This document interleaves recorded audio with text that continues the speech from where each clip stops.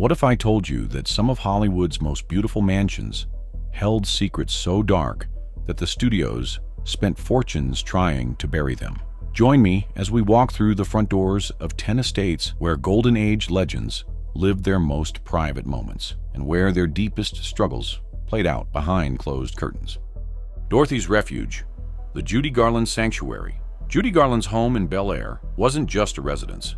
It was a sanctuary for one of Hollywood's most beloved yet tormented talents. The Wallace Neff designed house, commissioned in 1938 when she landed the role that made her immortal in The Wizard of Oz, seemed charming from the outside, but within its walls lived a young woman fighting battles that would have broken most people. Judy's tragedy began long before she owned any mansion.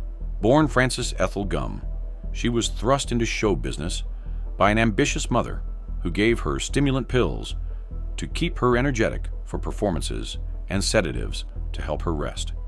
Starting when Judy was just 10 years old. Once signing with MGM at age 13, the studio controlled every aspect of her life, treating her more like property than a human being. The studio system's demands followed Garland home to Bel Air. Despite the house being designed as a peaceful retreat for her and her children, it became another stage where her struggles with dependency played out. Friends and visitors often felt an overwhelming sadness lingering in the rooms, as if the walls themselves absorbed her pain. Garland would wander the halls at night, unable to sleep, consumed by anxiety over finances and her career. The woman whose voice could bring audiences to tears found little comfort in her own home. Financial troubles mounted despite her earning millions throughout her career, forcing her to accept exhausting tour schedules just to keep up with expenses. Her children, including future star Liza Minnelli, grew up witnessing their mother's battle with the pressures of fame. The house became a revolving door for the people in Garland's life, each relationship marked by the same patterns of hope and heartbreak. When Garland passed in 1969, her various properties were quietly sold, and much of their history was erased. Just another way Hollywood protected its myths while burying its most painful truths. The Silent King's Castle, John Gilbert's Tower Road. Tragedy. Perhaps no Hollywood mansion witnessed a more heartbreaking transformation than John Gilbert's Tower Road estate, where one of silent cinema's greatest leading men discovered that fame could vanish as quickly as it arrived. Gilbert's Spanish-style Beverly Hills mansion became the setting for one of entertainment history's most devastating career collapses. John Gilbert, born John Cecil Pringle in Logan, Utah, in 1897, had overcome a difficult childhood marked by poverty and an absent father to become one of Hollywood's biggest stars. His mother, a traveling actress, had struggled to provide stability, and young John often found himself alone and unwanted. This early rejection would make his later professional humiliation all the more devastating. He had spent his entire life proving he was worthy of love and admiration. Gilbert's mansion epitomized 1920s Hollywood glamour. The estate featured luxurious Spanish architecture, elaborate gardens, and a grand ballroom where he entertained the industry's elite. As one of MGM's highest-paid stars, commanding $10,000 per week, Gilbert lived like royalty. His passionate on-screen chemistry with Greta Garbo had made him America's most famous romantic leading man.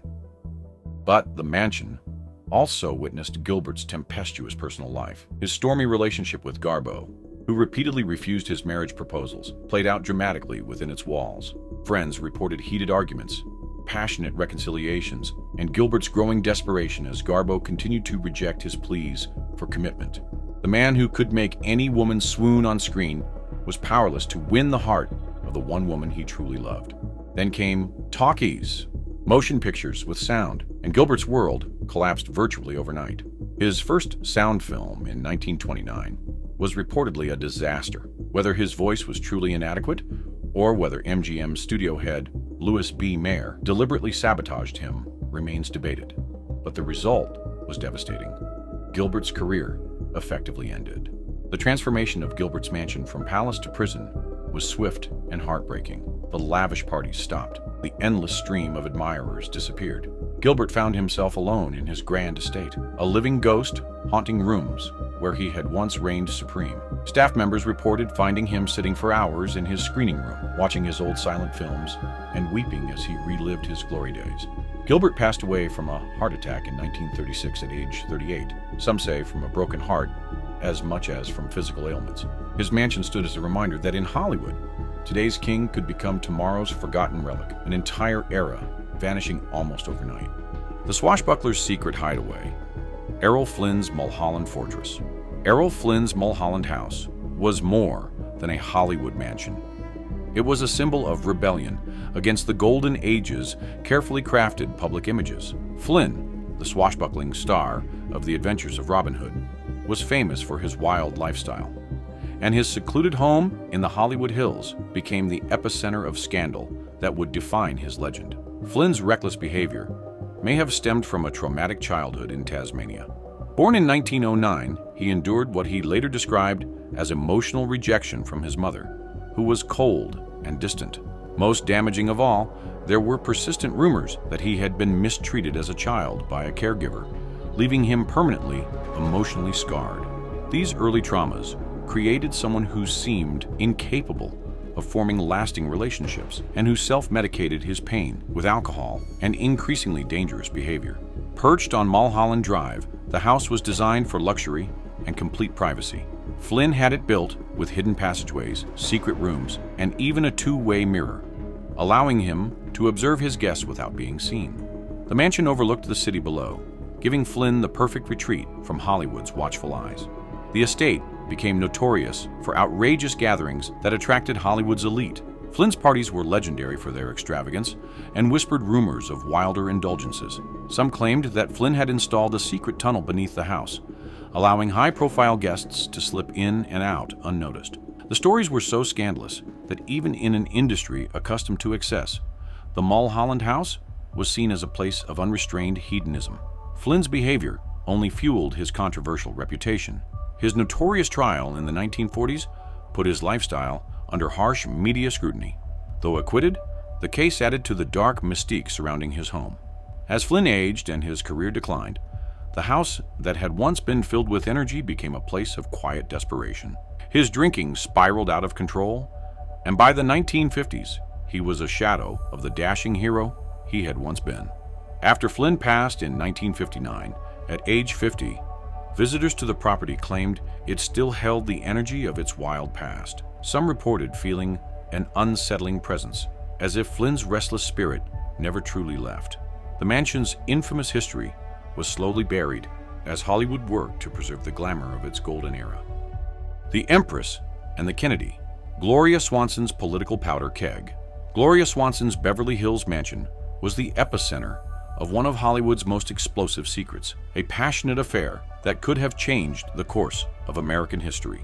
The grand estate served as the secret meeting place for the imperious silent film queen and Joseph P. Kennedy Sr., father of future President John F. Kennedy.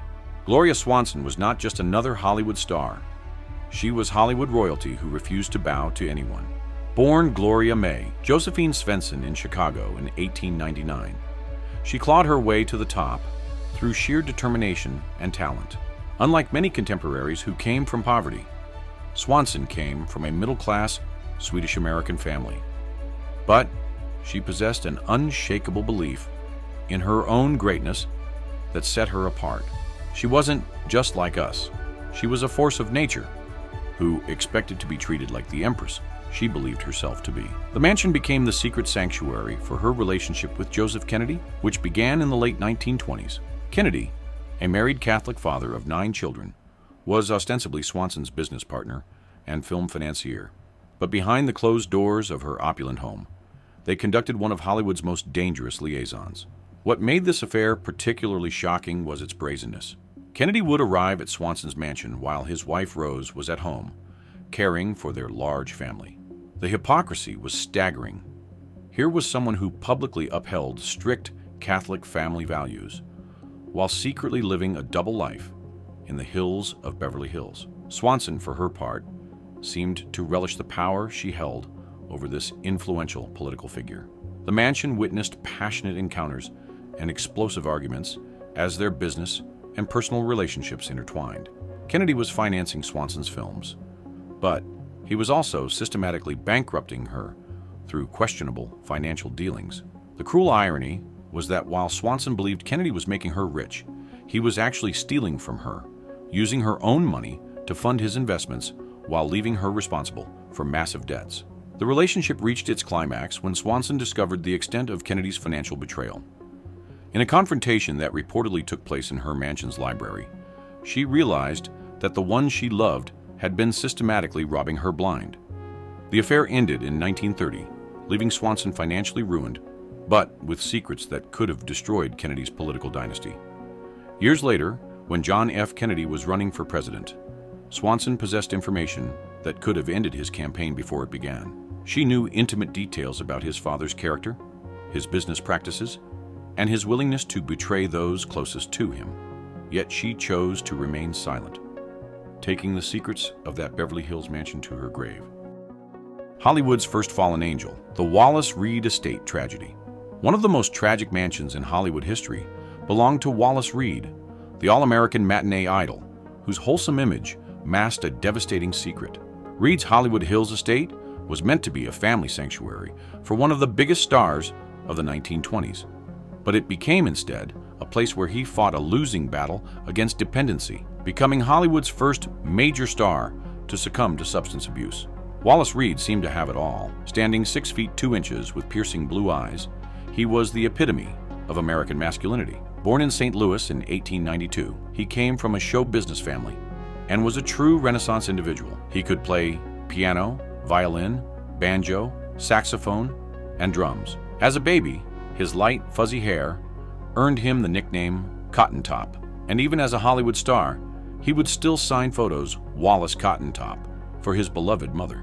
He excelled at athletics, writing, and music, and had worked as everything from a ranch hand in Wyoming to a reporter before finding his calling in motion pictures. Reed's sprawling estate reflected his success as one of the industry's most beloved figures. Unlike many contemporaries, he was equally popular with all audiences. His pictures combined humor, romance, and thrills, and he specialized in automobile thrill pictures that capitalized on America's new love affair with cars. Reed himself was an avid racer who owned a flashy Stutz Bearcat Roadster. But Reed's perfect life was built on a foundation of devastating pain. In 1919, during filming in Oregon, the cast and crew's train derailed while crossing a bridge. Reed suffered a severe head injury and deep cuts. Stranded in a remote location for 12 hours before help arrived, he was in agony. To keep the production on schedule, a studio doctor administered morphine injections so Reed could continue working through the severe pain. What seemed like a practical solution became a sentence of suffering.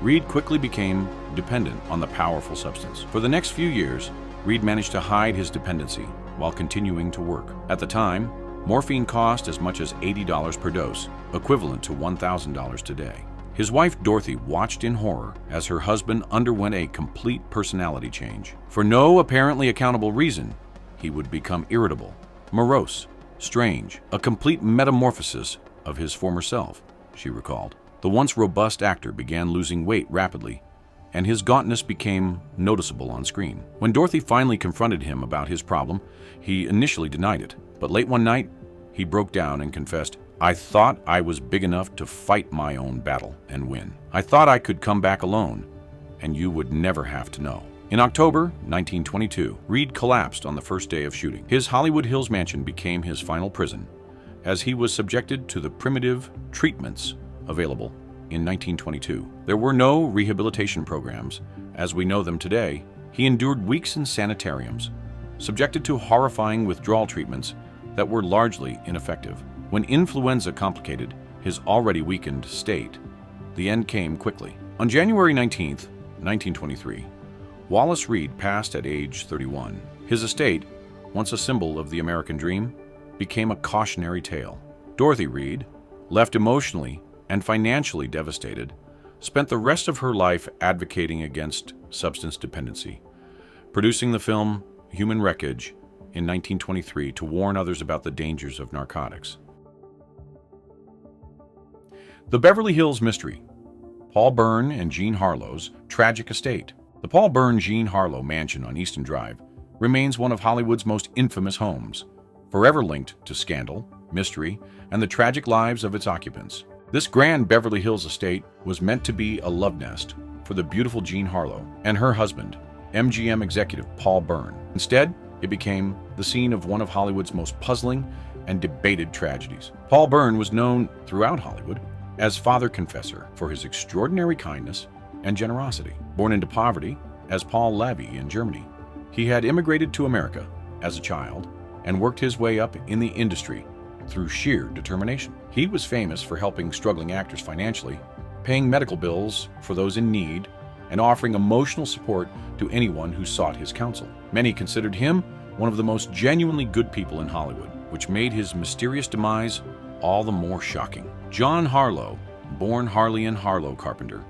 in Kansas City, Missouri, had her own tragic backstory. Her parents' marriage was troubled, and she grew up witnessing constant fighting and emotional turmoil. By the time she met Paul Bern, she was desperately seeking the stability and love that had eluded her throughout her young life. Paul Bern, a respected producer with a reputation for sophistication, married Jean Harlow on July 2, 1932. At the time, Harlow was Hollywood's reigning blonde bombshell, adored for her sultry screen presence. Their union was seen as an unlikely match, with Bern nearly 2 decades older. Still, the two settled into their lavish home, a grand estate that symbolized Hollywood's success. However, their marriage lasted only 2 months before tragedy struck. On September 5, 1932, Paul Bern was found deceased in the house from an apparent gunshot wound. A cryptic note was discovered nearby, reading, "Dearest dear, unfortunately, this is the only way to make good the frightful wrongs I have done you and to wipe out my abject humiliation. I love you,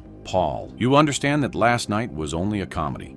Officially ruled as self-inflicted, the case was quickly closed. However, whispers of foul play and cover-ups began almost immediately. Some claimed Bern had been harmed by his ex-common-law wife, Dorothy Millette, who had arrived in Los Angeles shortly before his passing and was found deceased in the Sacramento River 2 days later. Others suspected that MGM, desperate to protect Harlow's image, manipulated the investigation to prevent scandal. The tragedy didn't end there. Just 5 years later, Jean Harlow herself would pass under tragic circumstances at age 26 from kidney failure, though some believed the stress of her husband's demise, coupled with Hollywood's pressures, contributed to her decline. With both of its most famous occupants gone, the house earned a grim reputation. Subsequent owners reported eerie occurrences, unexplained noises, strange shadows, and an oppressive feeling of sadness.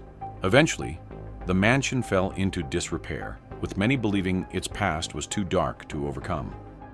The great lover's final retreat, Rudolph Valentino's Falcon Lair. Among Hollywood's most extravagant and mysterious estates, Falcon Lair, the secluded Beverly Hills retreat of silent film legend Rudolph Valentino, remains shrouded in tragedy and supernatural legend. Built high in the Hollywood Hills, this lavish sanctuary became a symbol of both Valentino's immense success and his sudden, heartbreaking demise. The individual who would become the great lover had arrived in America as an 18-year-old Italian immigrant, processed through Ellis Island on December 23, 1913. He came from a humble background in southern Italy, fleeing poverty and limited opportunities. In his early years in New York, he struggled desperately, working as a dishwasher, gardener, and taxi dancer in seedy dance halls. These dark, early days in America, when he went hungry and slept in flophouses, would drive his later extravagant spending and need to surround himself with luxury.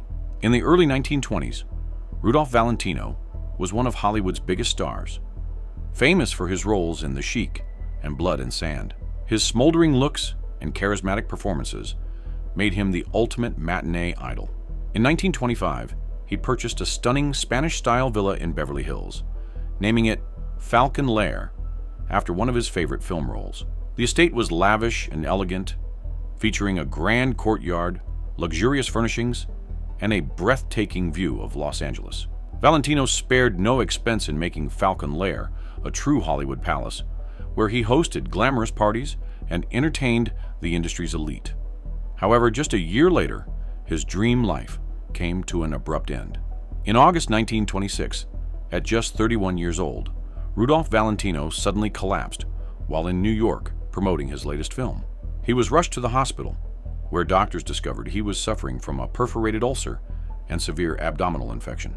Within days, the world's most famous heartthrob had passed on August 23, 1926, sending fans into hysteria. But the tragedy didn't end there. Falcon Layer, once a symbol of Valentino's success, quickly fell into disrepair and mystery. After Valentino's passing, rumors began circulating that his spirit still lingered in Falcon Lair. Some claimed to see his figure roaming the halls, while others reported hearing phantom footsteps and whispers. Adding to the legend, Valentino's close friend claimed that the actor himself warned her in a dream to stay away from the mansion, telling her it was cursed. Other visitors reported feeling a chilling presence, as if Valentino himself never truly left. Despite its historical significance, Falcon Lair was controversially demolished in 2006, erasing much of the physical evidence of Valentino's retreat, though its ghostly legend continues in Hollywood lore. Hollywood royalties rise and fall. The Pickfair dynasty. Pickfair, the legendary estate of silent film royalty. Mary Pickford and Douglas Fairbanks was once considered the crown jewel of Hollywood. Originally built as a hunting lodge, it was purchased by Douglas Fairbanks in 1919 and expanded into a sprawling mansion that became more than just a home. It was a statement, hosting some of the most famous names of the Golden Age, from Charlie Chaplin to Albert Einstein. What made this story even more poignant was that both stars carried deep childhood wounds that fame could never heal. Mary Pickford, born Gladys Louise Smith in Toronto, had endured crushing poverty after her father abandoned the family when she was just 5 years old. Her mother was forced to take in boarders to make ends meet, and young Mary started working on stage at age 8 to help support her family. The trauma of those early years of financial desperation would haunt her throughout her life, driving her legendary frugality and obsessive need for control. Douglas Fairbanks carried his own scars. Born Douglas Elton Thomas Ullman in Denver, his hard-drinking father had abandoned their family when Douglas was just 5 years old, leaving him with a lifelong hatred of alcohol. His mother, who had been married 3 times, struggled to provide stability, and young Douglas was shuffled between relatives and boarding schools. The boy who would become Hollywood royalty had spent his childhood feeling unwanted and rejected. At the height of their fame, Mary Pickford and Douglas Fairbanks were Hollywood's ultimate power couple. Their home, often called the White House of Hollywood, was the center of the social scene. Lavish parties, elegant dinners, and exclusive gatherings made Pickfair a place of legend. But behind the scenes, the couple's marriage was crumbling. The pressures of fame, combined with Fairbanks' alleged affairs and Pickford's growing struggle with alcohol, led to their eventual separation in 1936. The mansion, once a place of joy, became a lonely retreat for Pickford, who descended further into isolation and dependency. In her final years, the woman who had once been America's sweetheart would wander the empty halls of Pickfair like a ghost herself, drinking heavily and rarely leaving her room. Staff members reported that she would sometimes sit for hours, staring at old photographs of her glory days, whispering to herself about the past. After Pickford passed in 1979, Pickfair changed hands multiple times. Most notably, actress Pia Zadora and her husband controversially demolished most of the historic estate in 1990, claiming it was beyond repair due to termite infestation. However, Zadora also made an eerie claim. Pickfair was haunted, with ghostly figures roaming the halls and strange occurrences that convinced her the mansion carried an otherworldly presence. The destruction of Pickfair sparked outrage among preservationists and Hollywood historians who saw it as an unforgivable loss of cinematic history. The mansion, which had once stood as a monument to the Golden Age, was reduced to rubble, leaving behind only whispers of its former glory. The billionaire's hidden fortress, Howard Hughes's Hancock Park Sanctuary. When people think of Howard Hughes, they imagine the eccentric billionaire and aviation mogul whose paranoia and reclusive tendencies became legendary. But few know about the mysterious mansion he owned in Los Angeles' prestigious Hancock Park neighborhood, a place that reflected his increasingly bizarre lifestyle and deep-seated fears. The seeds of Hughes's obsessive-compulsive disorder and paralyzing fear of germs had been planted in his childhood. His mother, Aline, was herself a hypochondriac who constantly worried about Howard's health, frequently checking his temperature and obsessing over minor illnesses. She would make him wash his hands repeatedly and avoid other children during flu seasons. When Howard was just 16, his beloved mother passed suddenly during routine surgery, leaving him devastated. 2 years later, his father also passed unexpectedly, leaving the 18-year-old heir to a fortune. but also to a legacy of anxiety and obsession that would consume his life. Located in Hancock Park, Hughes's mansion was far from the lavish Beverly Hills estates of his Hollywood peers. Instead, it was a fortress-like property chosen specifically because it provided maximum privacy and security. Hughes, once a charming playboy, had by this point become obsessed with secrecy, avoiding the public eye at all costs. The mansion itself was reportedly eerily sparse, more like a makeshift bunker than a luxurious home. Rooms were said to be filled with piles of newspapers, sealed containers, and random objects that Hughes collected but refused to discard. The windows were covered and the doors were kept locked at all times, ensuring that only his most trusted aides could enter. As Hughes's paranoia grew, so did the mystery surrounding his life inside the mansion. He was known to communicate with his staff through written notes, rarely speaking in person. His diet became increasingly restrictive. He would eat only specific foods prepared in a precise manner and would refuse to touch anything without using tissues or gloves. He also obsessively watched films, sometimes screening the same movie dozens of times in a row. While Hughes continued to run his businesses from behind the mansion's walls, his erratic behavior became impossible to ignore. Hollywood insiders whispered about his mental decline, but few truly knew the extent of his isolation. After Hughes abandoned the property in the 1960s, the mansion fell into disrepair, becoming a ghostly relic of his strange existence. Many of its secrets remain unknown, as Hughes's empire worked hard to erase details of his final years. The Poor Little Rich Girl's London Palace, Barbara Hutton's Winfield House. Barbara Hutton's Winfield House embodied both the extravagance and the profound loneliness of its owner. Hutton, one of the richest women in the world and a Woolworth heiress, was known for her lavish spending and deep personal unhappiness. However, her most famous residence was not located in Beverly Hills, but rather in London's prestigious Regent's Park, where it serves today as the official residence of the U.S. Ambassador to the United Kingdom. Barbara Hutton's tragic story began in childhood. Born in 1912, she lost her mother to self-harm when she was just 4 years old.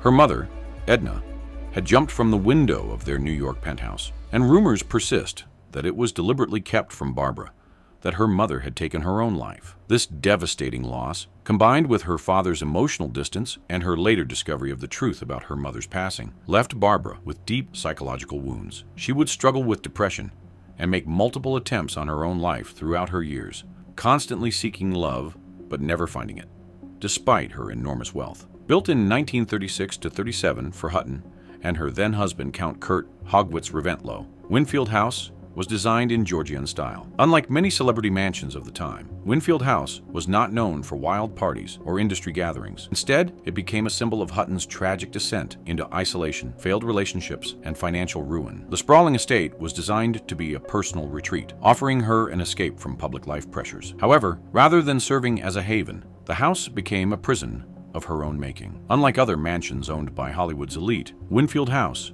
was shrouded in melancholy. While many expected glamorous gatherings, Hutton rarely entertained, living there in relative seclusion. By her middle years, Barbara was regularly seen in distressed states in public, and her mental health deteriorated drastically. She made several attempts on her own life, and after one failed marriage, worldwide headlines cemented her nickname as the Poor Little Rich Girl. Staff members at her various homes reported finding her wandering the halls in expensive gowns, talking to herself and weeping uncontrollably. Her financial recklessness, combined with her string of failed marriages, including ones to Cary Grant and international aristocrats, led her to retreat further from public life. By World War II, Hutton had gifted Winfield House to the United States government to serve as the ambassador's residence, where it remains today. Unlike some other infamous Hollywood homes, Winfield House was remembered not for scandal or parties, but for the deep loneliness that had consumed its owner until her passing in 1979.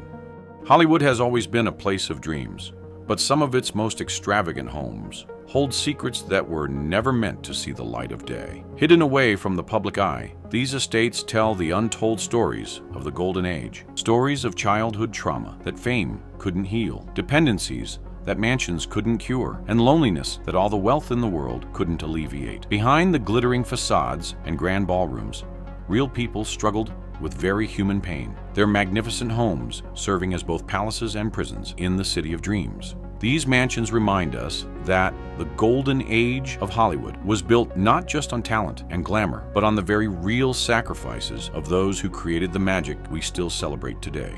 Their stories, preserved in the walls of their magnificent and tragic homes, continue to whisper the truth that Hollywood tried so hard to hide. That behind every perfect smile and flawless performance, there lived complex human beings carrying wounds that no amount of fame or fortune could heal. These 10 mansions remind us that our beloved Golden Age stars were human beings first, people who laughed, loved, struggled, and suffered behind their glamorous facades. Their stories teach us that true happiness can't be bought with all the money in the world, and that sometimes the most beautiful homes hold the most heartbreaking secrets. If you found these stories as compelling as I did, please share this video with someone who appreciates Hollywood history, and let me know in the comments which mansion story affected you most. Until next time, remember that behind every legend lies a human story worth telling.